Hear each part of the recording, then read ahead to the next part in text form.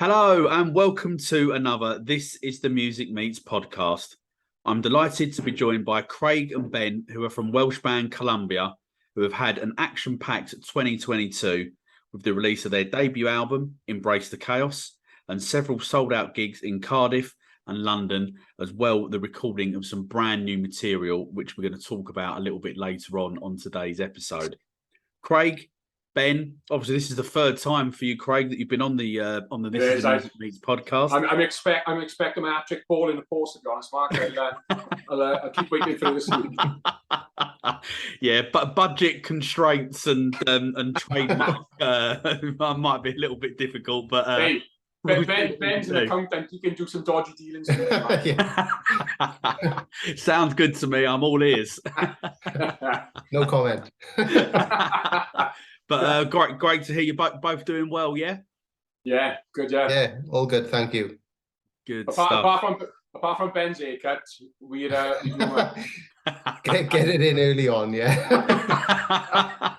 You can lend some of this mop if you want. Well, if you're giving it out, I'll have a bit of it as well if you're feeling generous.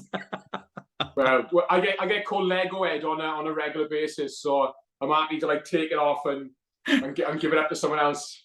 I think it's a wig.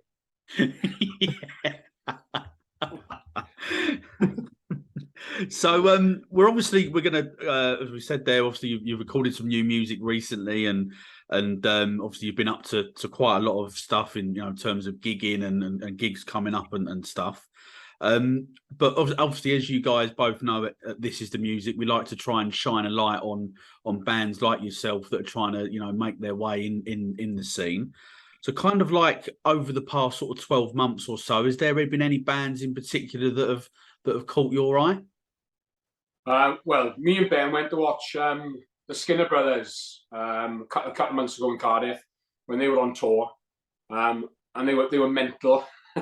we had a chat with the boys at the end of the night as they were packing away, and just lovely guys. They've had a bit of a rough deal the last week, haven't they? He's been delving into the One Direction fans, which didn't do him too well, I think. No, it didn't. Although he's still fighting strong and obviously picking on the enemy today, I've noticed. So good luck to him. Yeah. San Quentin as well, still into them. Yeah. Well, there's loads of unsigned bands. I think at the minute, I don't think I've ever known so many unsigned bands to be trying to get their music out there. Which it's a great thing for music. And there's a lot of good stuff. Obviously you put a lot of stuff on your show, and when you tune in, there's always a couple of bands you listen to and you think, oh my god, that's a great song, and then you get to listen to the some of the other stuff.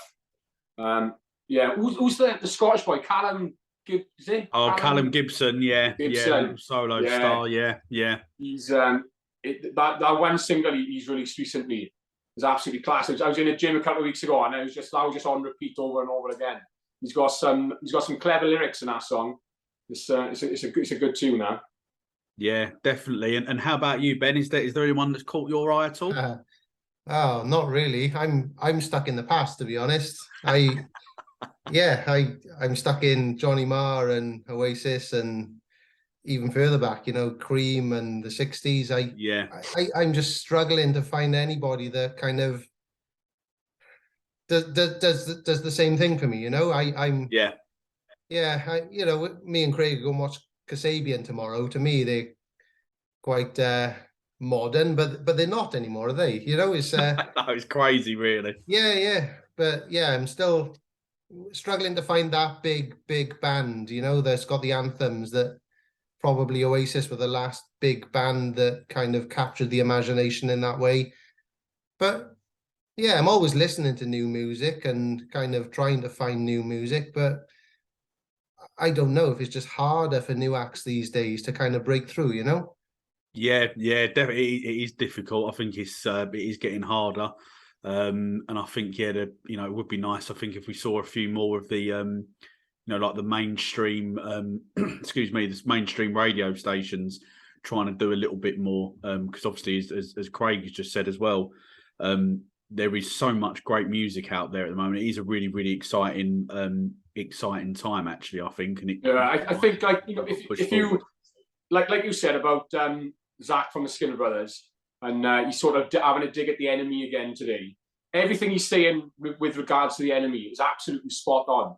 I'm the same as him. When he said they used to read that magazine from the front to the back, I used to buy that magazine every single week, and he'd always be reading it, you know, trying to find new bands. I know obviously they're not a magazine; they're just like an online thing now. But it just seems that the only bands they are trying to push, the bands that are already there, the bands that already got that platform, and there's no new music in it. They're not trying to like discover the new big unsigned bands. People don't want to take a risk, do they? I think that's it. There's too much. Like yourself, you're kind of happy to kind of interview new and upcoming bands, and that's great. But the big kind of radio stations, they're not going to play new bands because it costs money and it's too much risk for them, you know. And like for a radio station or a record company to sign a new band, they all they seem to care about is selling records, getting a return on their investment. Whereas maybe it was different in the past in that kind of, I don't know, record companies recognize something different and realize maybe that's where the return was. I don't know. But then you look at the Beatles and they were refused by kind of 13 record companies or whatever it was, you know. So maybe it's always been the same. I don't know. Yeah, no, definitely. And I think as well, another good example actually of sort of like showing how important it is that people, you know, like us go gigs and listen to bands. I think he's probably is Jerry Cinnamon. If you think no one really wanted to know him for ages, and then was it Tea in the Park? I think it was, where he packed out the main stage. Yeah, absolutely. He just exploded, and then everyone sort of. But I think that's true, because there's a lot of talented artists out there, but they just don't get the break because they don't get the airplay, and so it's like how do you break that cycle, you know? That's the thing, isn't it? It's like, in order to get signed now, you almost need to be the finished article. You need to have a massive following on social media. You need to be selling out big gigs. You need to be touring around. And, you know, in this time, you know, when, you know, people are struggling to, you know, afford to put the heating on and feed themselves and stuff, it's difficult to get yourselves out there, because obviously we're based in Cardiff, and if we want to get anywhere that's, you know, that wants to listen to the type of music we are playing, you know, we've got to get, you know, up to Manchester, to Liverpool, into London. You know, we've been to London a couple of times this year, and the gigs we played have been absolutely brilliant.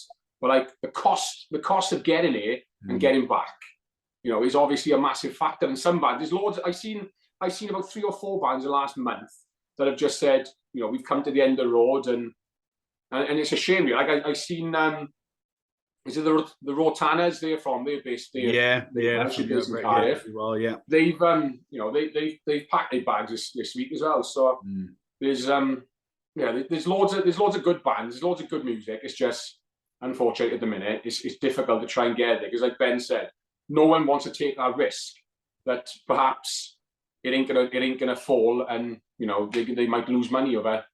You know, that's why we, you know, for me and Ben, we spending money to like record these songs. But I think I'd rather be doing that, and, you know, by the end of it, if tomorrow Ben said, oh, you know, we're gonna finish, which we ain't. But, you know, kind of like, you know, I'm happy to spend that money and have like sort of like leave a legacy behind you. When you look back in a couple of years and you think, oh look, that's what we did, that's what we produced. And I just think bands at the minute, they just got to keep sticking out and just keep doing what they're doing. Yeah, absolutely. So just sort of moving away a little bit from the new band scene. Ben, you did just kind of touch on it a little bit with the Oasis mention there. I know both of you were at Nebworth earlier on in the summer, obviously to see Liam Gallagher again. How was it? Yeah, brilliant. Reliving old times, really. You know, reliving our youth. But yeah, Liam Gallagher still seems to have that presence, you know, that people want to see him. Yeah, and Oasis was such a big band, weren't they? People want to, I think, relive those memories. So it's kind of a nostalgia thing, but you know, I don't want to kind of put Liam Gallagher down and say that's all it is. He's still doing his solo material, which a lot of it's, you know, really good. Yeah. But yeah, it was a really, really good day. Well, the day was great. The build up to the day was an absolute shambles, if I'm being honest. I book, usually, like, when we go to these gigs, I buy the tickets, I sort all the rest of the boys out. But I got to a point where it's me and Ben and two other boys, two other mates.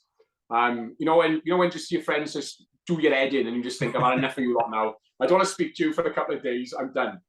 So I turned up on a day, and I not knowing where we were staying, what was the plan for the actual day. So we got up there. We were like halfway to Nebworth, and I was like, right, where are we actually like sleeping tonight? We haven't really found anywhere yet. So we got to Nebworth. We drove around for about 45 minutes looking for somewhere to park, just to like come up with a plan. And then randomly we seen this guy who was like by a car park. So we drove in. He was like, "Can we park in here?" So we give him a tenner. We parked it overnight, slept in a tent without any sleeping blankets. It was absolutely freezing. Luckily, we'd drunk enough that the alcohol had kept us warm enough during the night. And then the drive home from Nebworth and back home was dicey, to say the least. But in terms of the day, it was absolutely class. It was like, I've been to like gigs recently where there's loads of like boys that turn up, they're absolutely steaming, they end up having a scrap, and it's just a bit of a lad yob culture. Yeah. Like the football fans thing, where they turn up, they just want to have a scrap with each other.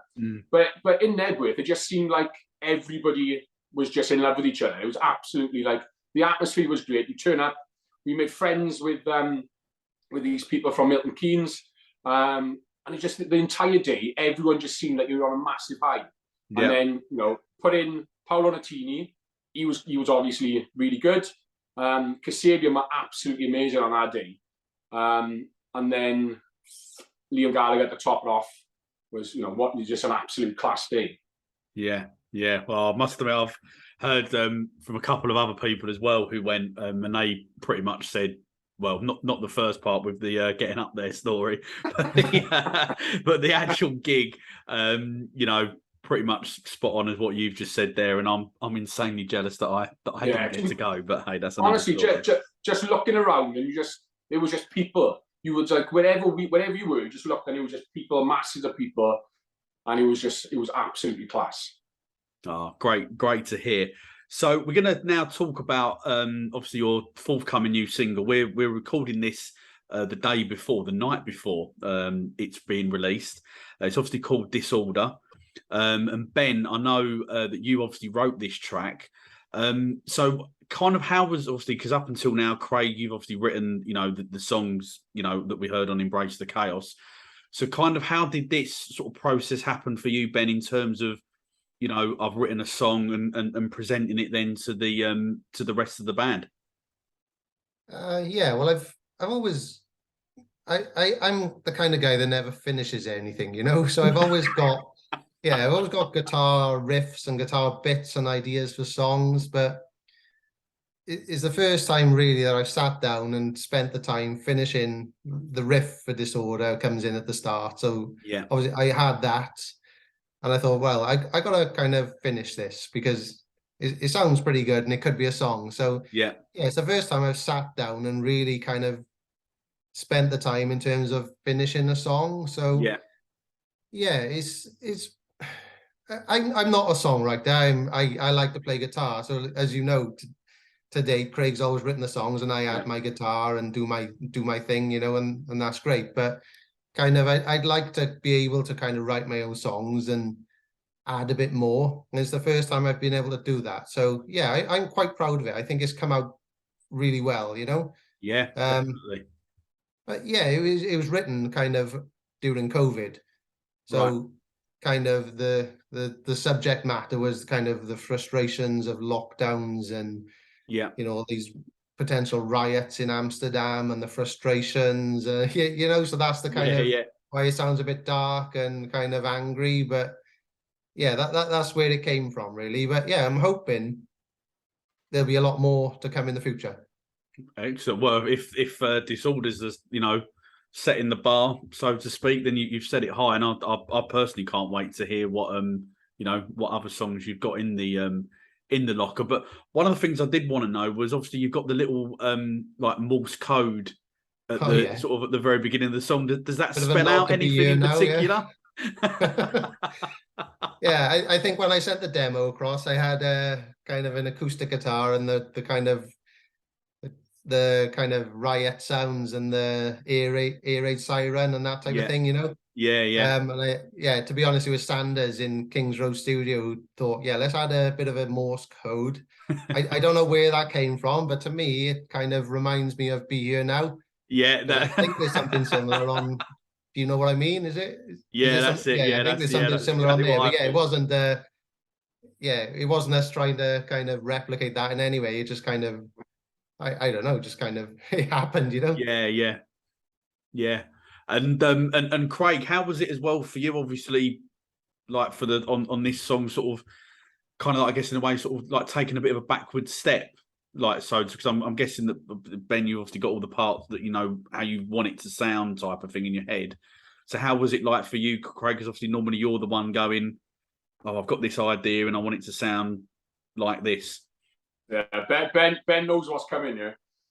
When when I write the song, right, I'll write the song and it's done fast. It's not like, I'm not sitting there because I'm not like a guitarist.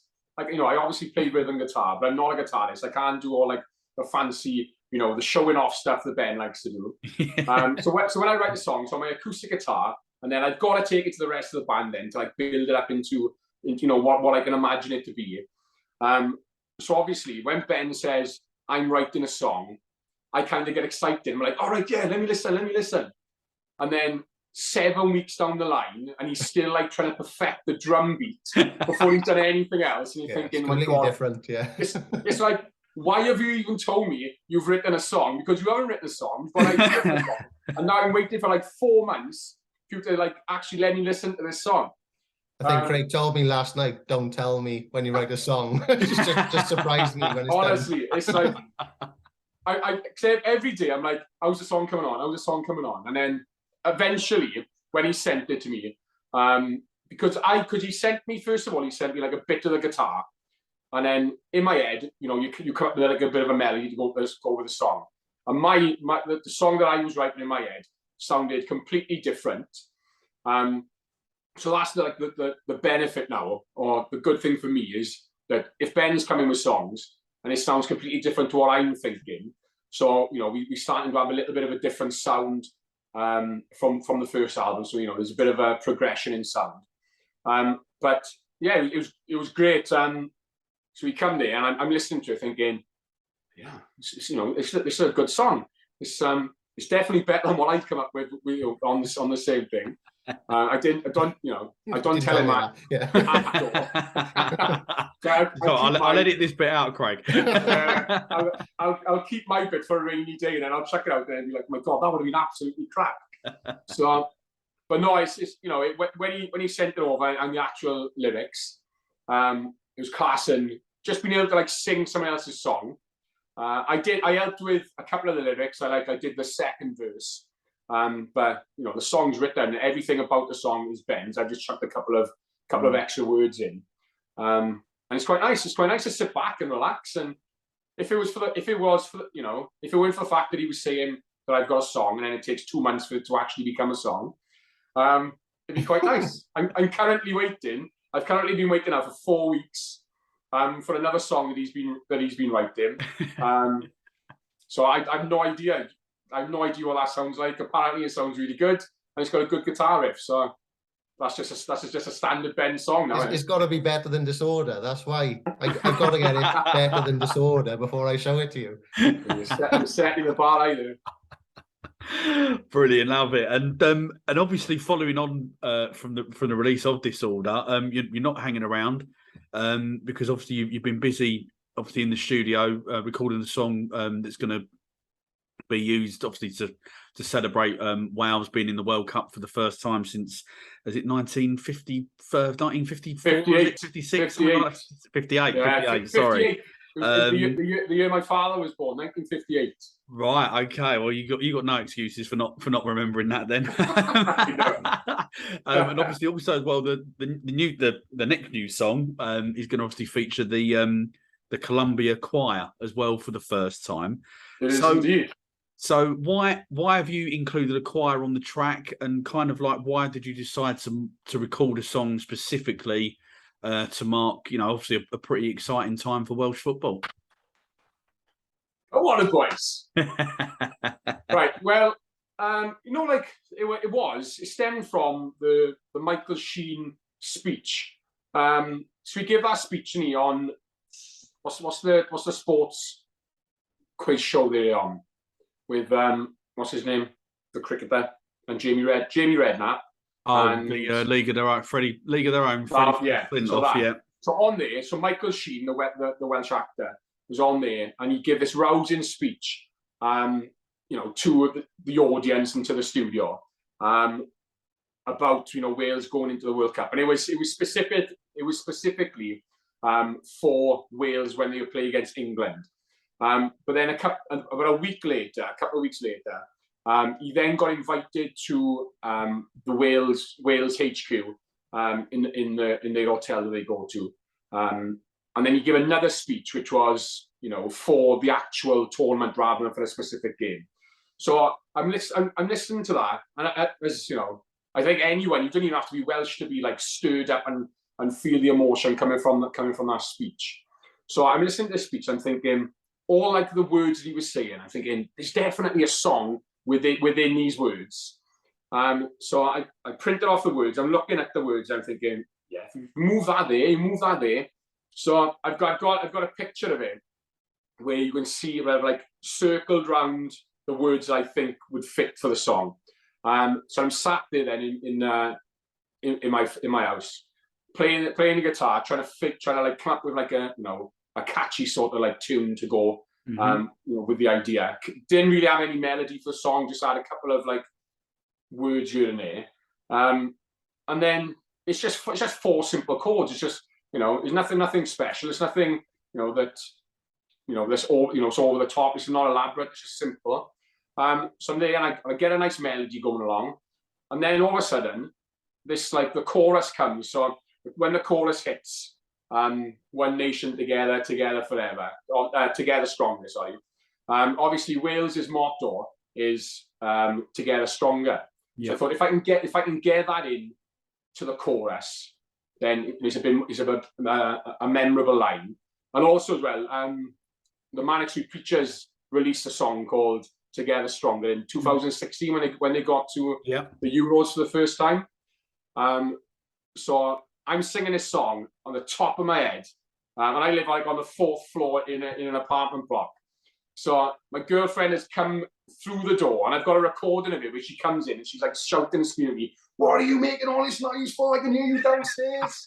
And so I'm like, but I got the chorus line, and I just thought, it sounded great. And then I wrote the rest of the song, sent it to a couple of friends and said, have a listen to this. What do you think?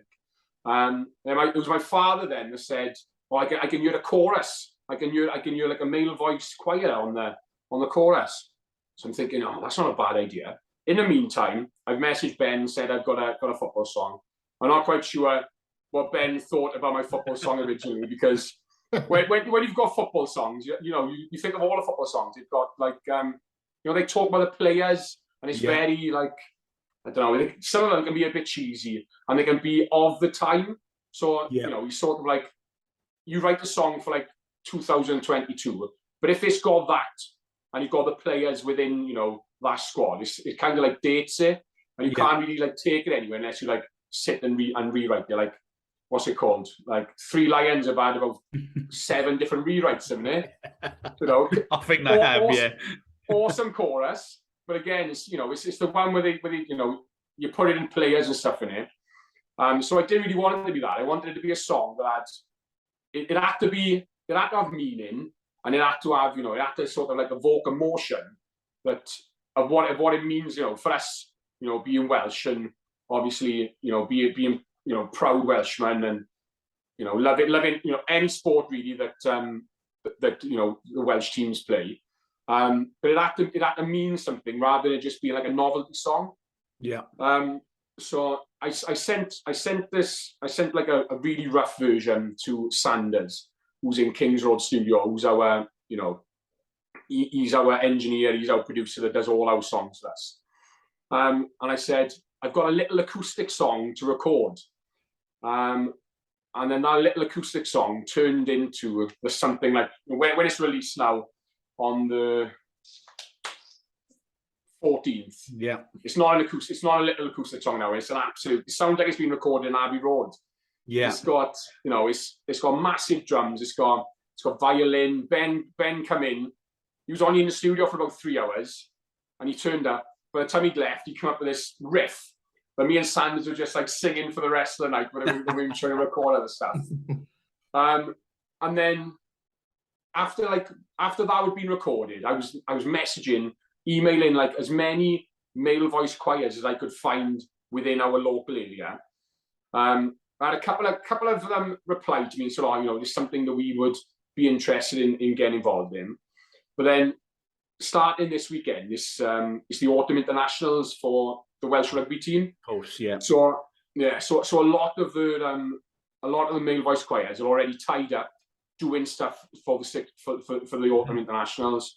Obviously, they've probably got like Christmas concerts and all that stuff coming up as well. So we kind of weren't able to get it. And then one of my mates then, who's in the choir that we assembled ourselves, he just said, there's a couple of our friends, like my father used to, sing around the clubs and stuff. Why don't you just get a couple of us together and see if we can come up with something? So, so we got like my father, a couple of our mates. My girlfriend got involved as well at some point because she was there pouting and no one had asked her to get involved. So she's like wormed her way in somehow. She's definitely not getting any royalties for this though. She's she has enough from me. But it's I've just finished today as well making like a compilation like video of like all like different like videos and stuff that I've taken from the FAW YouTube channel. So hopefully they don't sue me for breach of copyright and all that stuff. But it sounds absolutely, I'm not just saying it, it's probably one of our best songs because from the feeling you have as a Welsh, I don't even think you have to be Welsh because when you hear it and then it just kicks in, and so the feeling that you get from the song, the riff that Ben came up with in about half an hour, just having a little noodle on his guitar, strings, drums, loads of percussion, and then the Columbia choir as well. I think it's if that doesn't get Michael Sheen knocking on my door, shaking my hand, saying, "Well done, I love being Welsh," then there's no, I don't know. I got no answers for it if it doesn't happen. Well, I must admit, obviously being an Englishman, obviously you kindly sent it over to me earlier on this week, wasn't it? And it is really very powerful, as I said, and spine tinkling as well for me. So I think, as Craig just said, it's out on the 14th of November. So save that date because it is, definitely a song you should check out. I'm going to say it's the best World Cup song since World in Motion in 1990s. That's what I'm saying. I'm putting my head above it, and I'm saying it's the best World Cup song since World in Motion. Listen to He's it. going big. He's gone big. So obviously we mentioned at the top of the show, you've obviously played a few sort of sold out gigs, obviously in Cardiff. And obviously in London as well this year. So kind of like how did those gigs go for you? Go on, Ben. I've spoken for a while, Ben. Always good. Playing the songs live is great to get the energy from the crowd. So we've had a lot of good gigs in Cardiff. Traveling down to Camden is really good to travel down to kind of London and get into that scene as well.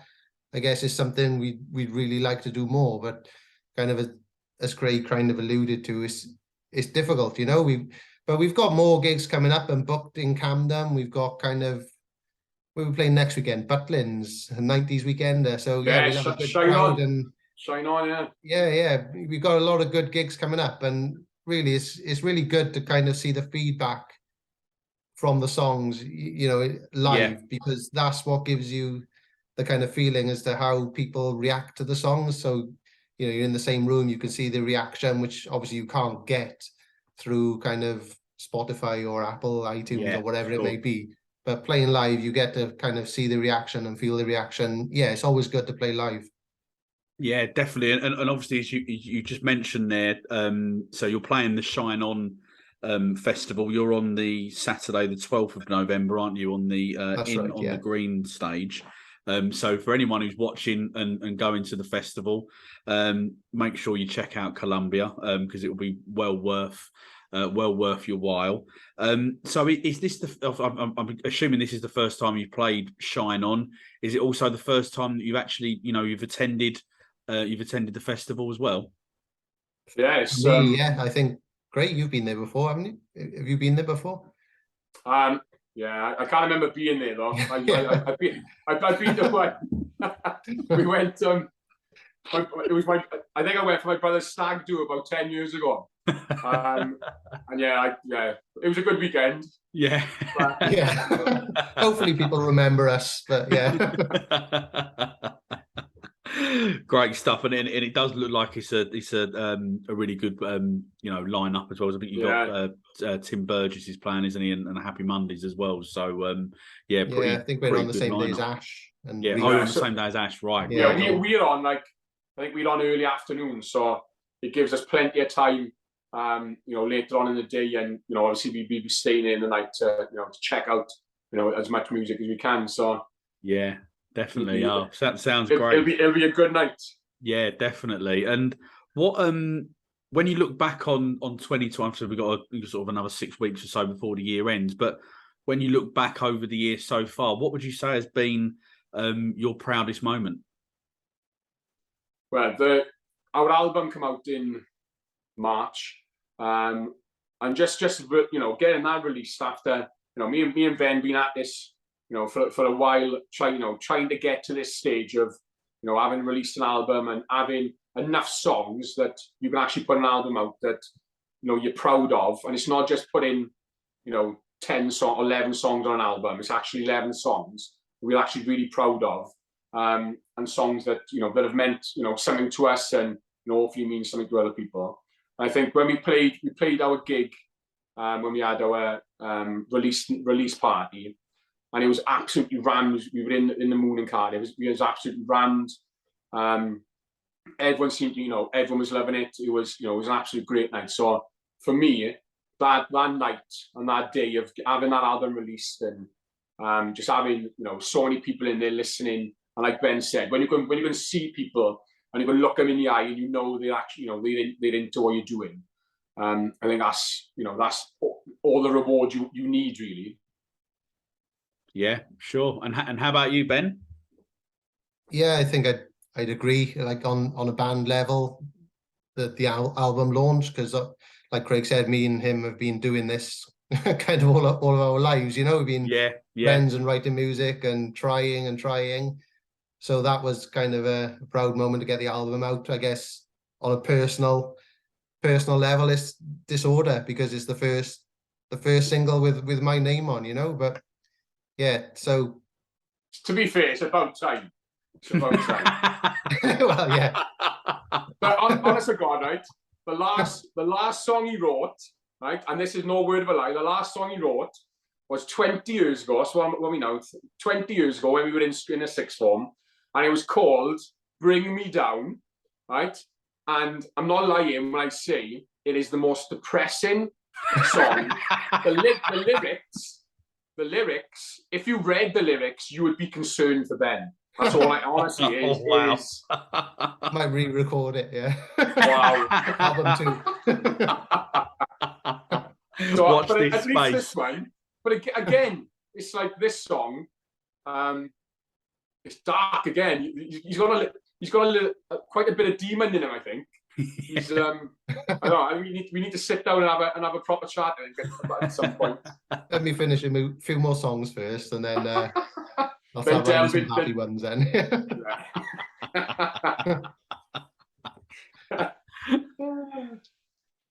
So obviously with the new single that's coming out obviously at midnight tonight. Obviously you've sort of really gone to town with you know, sort of the artwork and sort of all the, you know, the photo shoot as well and stuff like that you've done with it. So kind of like it's obvious to me that sort of fashion must obviously play quite an important role for both of you. So what is your favorite bit of clobber to wear?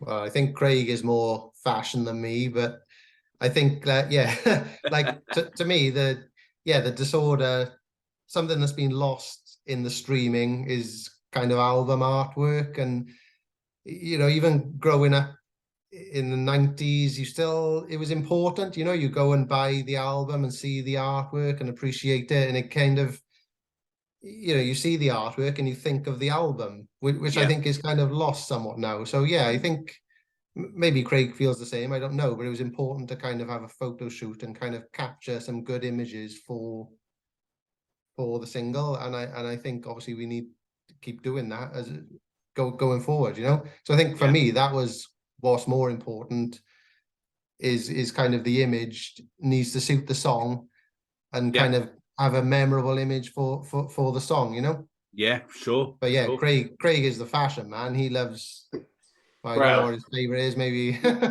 maybe his jacket. Yeah, jackets. So my missus goes on about me all the time because I'm forever scrolling, you know, and looking for new jackets.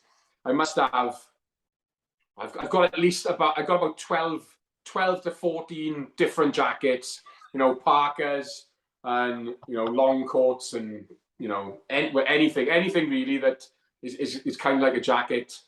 They just look good today. They just, you know, they're like a staple of you know, anyone's wardrobe really. And when you've got like 700 of them in the cupboards like I've got, and there's no room for my missus's clothes anyway, and she's like, you can't buy another one until you've got rid of this one. I'm like, I've already bought 5 since I've had this conversation. So, but yeah, jackets, parkas. It's just a standard, isn't it? It's the standard.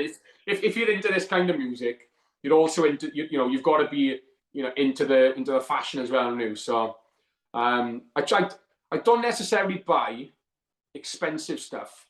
I like to get a bargain as long as it looks good. I don't think it matters about like the brand, or, you know, people love to have the brands all on show, don't they? Yeah. But I kind of like I'd rather be a little bit understated and just so it looks good. Yeah, sure. And if you could be a superhero, what would your superhero name be, and what would your power be?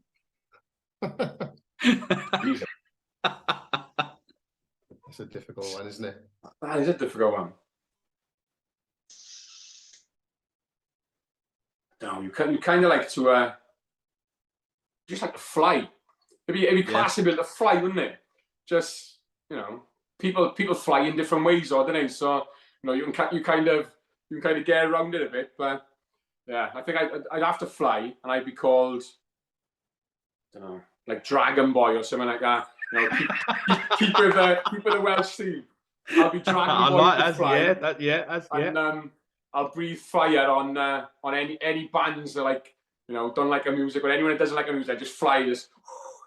Be like Game of Thrones. There'd be no one left that doesn't like our music. It'd just be fans everywhere. I love it. What about you, Ben? I don't know, but I know one for Ben. I know one for Ben. I got one for Craig as well. I think he's Cat Man. He's biting off that cat there. I'm struggling with Georgia. Ben would just like to grow some hair. That's... So would I. I don't want to lose anymore. Yeah. You'd be like cousin Nick down to the Addams Family. That's what he'd love to be. I'm not sure that's a superhero, but yeah, I take that. Brilliant. So we're going to throw some quick fire questions at you now. What is the ultimate record label, past or present? It's got to be Creation, isn't it? You reckon Creation? I would say EMI. I don't know, like, Oasis, Primal Scream. You know, it's a pretty decent one, I think. Who's on EMI? See, this is because you're old, Ben. Listen to old music. Well, yeah, I'm stuck in the past. I know. So yeah. If you could collaborate with one artist from the Shiine On Festival, who would you choose? What, does Shiine On the way of playing? Yeah. Yeah. Sorry, yeah, from the festival you're playing. Yeah. That's an interesting one as well. I don't know. I'd probably pick Reef, in honesty, because I like the groove. You know. Yeah, and yeah. For me, playing guitar, the groove is good. You know, and I'd like to be able to play with that. So I'd probably pick Reef. Yeah, cool. Nice choice.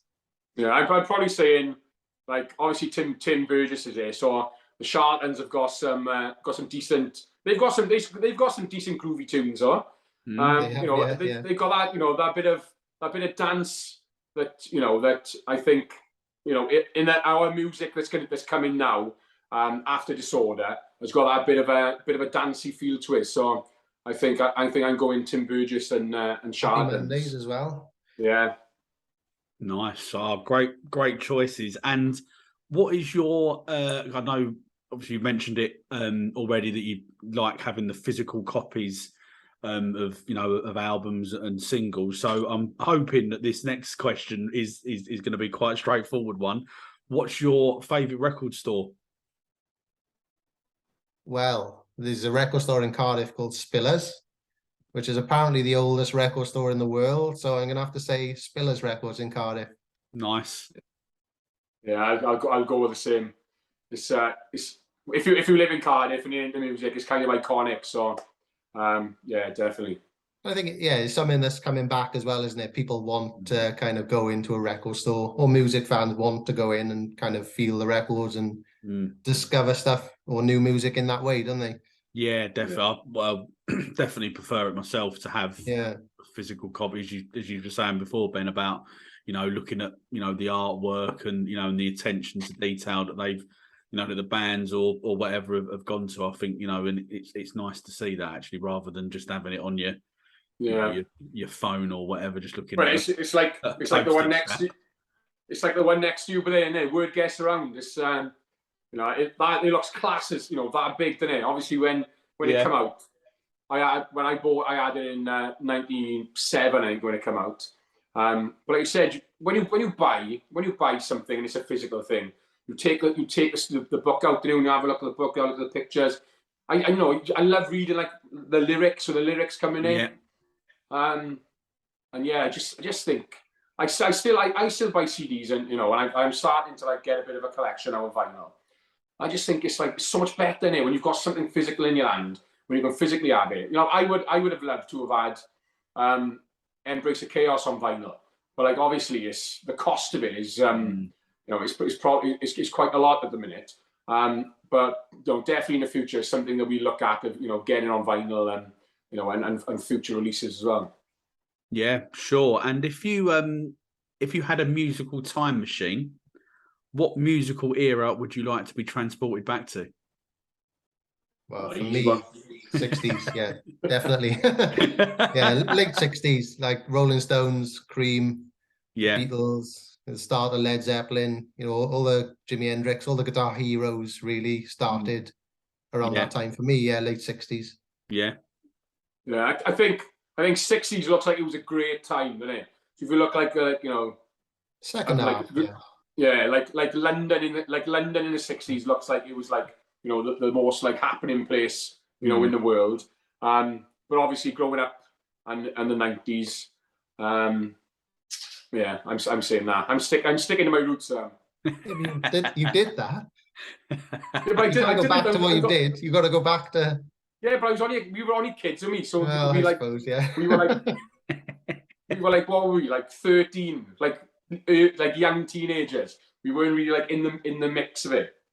So yeah, I mean, it'd be great to go back to the '60s, but I think obviously the bands that obviously from the '90s pretty much shaped like my music outlook. Imagine going to like the original Nedworth in like '96. Yeah, Me and Ben were 13 then. There's no way my parents were letting me go to Nedworth when I was 13 on my own. But yeah, imagine like living through that, and imagine being able to see like the early Verve when they first come out. And I think yeah, for me it's definitely the '90s. Yeah, I'm with you there. So obviously, as we said, we've got Disorder coming out. Well, hopefully it'll be out by the time people start listening to the podcast. But can we expect sort of any? Obviously, when we've got the Welsh football song coming out as well on the 14th. But is that going to be the end of like new music for this year in terms of releases for you guys, or and we're going to be looking more into 2023? Yeah, well, I've got a few I'm right in, so you probably get them March 2024.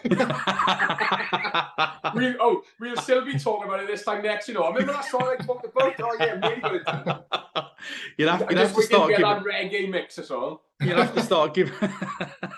You'll have to start giving us names of song titles, and we'll come back and revisit it and see what one made it. You'll have to keep the pressure on. Yeah. Yeah, that's it.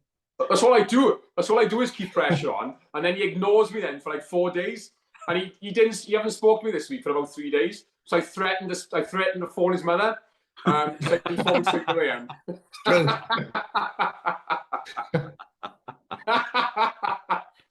Look at his face. You hate it when I talk about his mother. He did. He texted me in the morning and said, "I'm going to ring your mother." Is he saying I'm dead, or is he just threatening me? I know. I would have been on the phone. I'd be Margot. How's it going? Brilliant, fantastic. So and with obviously their new music coming on in 2023, is that also going to sort of coincide with maybe like gigs as well, getting back into that as well? Yeah, well, we booked into the studio again at I think in February. But like we've got loads of songs. It's just a matter of getting them finished really. Like Ben said, Ben's got probably about 10 or 12 songs in a mix. I've got songs that have been ready for ages. I'm just waiting for Ben to catch up to my speed. But yeah, we've got, I think our first gig in the new year. We're back in Camden. And it's a Saturday night, so the last couple of times we've played have been on a Sunday, so we've kind of like travelled up and then travelled back home as well the same night. Obviously, she's got work in the morning. But being on a Saturday means we can actually get up here and properly get involved and enjoy Camden on a Saturday night. It'll be a good night. Yeah, sure. And with obviously with that, then there's not going to be any Columbia or Craig Lewis Christmas album this year. Then no. I'm devastated, Mark. I've been promising this album for like about. Well, at least a year and a half, maybe even longer. Well, you promised it on this podcast. Yeah, I'm devastated. I can't. One of the reasons why I invited you back on. I'm absolutely gutted. I've got the artwork. I've got everything ready to go. But we just run out of time. And obviously, like Sanders is our musical maestro. So. He's flat out as well because the music that he's releasing is absolutely is great, and he just didn't have enough time to fit us in. So we were going to do it ourselves and sort of produce it ourselves. But then obviously we've got a standard now of like the music that we've set and the sound that we've like produced. And I think Sanders is obviously a massive part of that. And trying to do that without him, even though it's not going to be like a massive production thing where we're going to have loads of like different guitar sound and stuff. It's going to be quite, quite simple. I think to release something, it still has to be of the quality that we've released so far. So I think that's on the back burner. But yeah, if I had time and everyone else had time, it'd be out in December. But we've just run out of time, sir. Watch this space for 2023 then. It's just going to make it bigger and better, that's all. Bigger and better. Brilliant, great stuff. Ben, Craig, that is unfortunately the end of the This Is The Music Meets podcast. Thanks for coming back on again. It's been brilliant. I've really enjoyed it as always. And obviously, as we've said, the band's new single, Disorder, is due to be released on Friday, the 4th of November, and is going to be available across all streaming and download platforms. And we'll include the links to that in the episode bio. Just before you go, can you let us know the social media platforms that you guys are on? Yeah, all of them really. And it's all the same thing now. We used to be all a bit muddled, but it's all at Columbia Wales now. So it makes it straightforward. So Twitter, Instagram, Facebook, TikTok, it's all the same thing. So at Columbia Wales, and find us anywhere. Excellent stuff. And again, we'll include that in the episode bio as well, just to make that a little bit easier. And I highly recommend that you do check out not just the new single, Disorder, but also as well the band's debut album that came out in March this year, obviously Embrace the Chaos, because that is a fantastic bit of rock and roll. All that leaves me to say is thank you to everyone who has tuned in to the This Is The Music Meets Columbia podcast. We will see you all again very, very soon. Cheers, Mark. Thanks for having us. Thanks for having us.